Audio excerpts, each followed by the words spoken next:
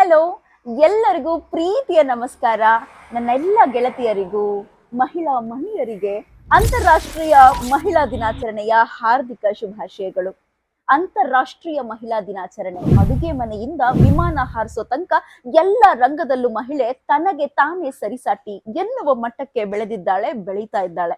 ಈ ನಿಟ್ಟಿನಲ್ಲಿ ನಮಗೊಂದು ವಿಶೇಷ ಪ್ರಯತ್ನ ಮಾಡ್ಲೇಬೇಕು ಅಂತ ಅನಿಸ್ತು. ಹಾಗಾಗಿ ನಾವು ಹುಡ್ಕೊಂಡು ಬಂದಿರುವಂತಹ ವಿಶೇಷ ಸ್ಥಳ ಯಾವುದು ಅಂತಂದ್ರೆ ಉಡುಪಿ ಜಿಲ್ಲೆಯ ಸಾಸ್ತಾನದಲ್ಲಿರುವಂತಹ ಕೋಡಿ ಗ್ರಾಮ. ಕೋಡಿ ಗ್ರಾಮದಲ್ಲಿ ಬಂದಿದ್ದೀವಿ. ಯಾವ ಮಹಿಳೆಯ ಬಗ್ಗೆ ಮಾತಾಡ್ತಿದ್ದಾರೆ? ವಿಮಾನ ಹಾರಿಸೋರ್ ಮಾತ್ರ ಮಹಿಳೆ ಅಲ್ಲ, ಸಾಧಕಿ ಅಲ್ಲ. ಅದರ ಜೊತೆಗೆ ತನ್ನ ತನವನ್ನ ಬಿಟ್ಟುಕೊಡದೆ ತನ್ನ ಸಂಸಾರಕ್ಕೋಸ್ಕರ, ತನ್ನ ಕುಟುಂಬಕ್ಕೋಸ್ಕರ ಯಾವ ಸವಾಲುಗಳು ಬೇಕಾದ್ರೂ ನಾನು ಸ್ವೀಕರಿಸ್ತೀನಿ ಅಂತ ಮುನ್ನುಗ್ತಾಳಲ್ಲ, ಅವಳೇ ನಿಜವಾದ ಸಾಧಕಿ. ಇಂತಹ ಅಪರೂಪದ ಸಾಧಕಿ ನಮ್ಮ ಜೊತೆ ಇದ್ದಾರೆ. ನಾನು ಇವತ್ತು ಅವ್ರಿಗೋಸ್ಕರನೇ ಲಿಟ್ರಲಿ ಬೆಂಗಳೂರಿಂದ ಇಲ್ಲಿಗೆ ಬಂದು ಅವ್ರನ್ನ ಮಾತಾಡಿಸ್ತಾ ಇರೋದು. ನಮ್ಮ ಜೊತೆ ಇದ್ದಾರೆ ಶಾರದಮ್ಮ ಅವರು. ಅವ್ರನ್ನ ಇವಾಗ ನಮಸ್ಕಾರ ಶಾರದಮ್ಮ ಅವ್ರೆ. ನಮಸ್ಕಾರ. ತುಂಬಾ ಖುಷಿ ಆಯ್ತು ನಿಮ್ ಸಾಧನೆಗಳು ಕೇಳಿ. ಅದು ನಿಮ್ಗೆ ಮಾಮೂಲಿ ಕೆಲ್ಸ, ಆದ್ರೆ ನಮಗದು ದೊಡ್ಡ ಸಾಧನೆ ಅನ್ನೋ ತರ.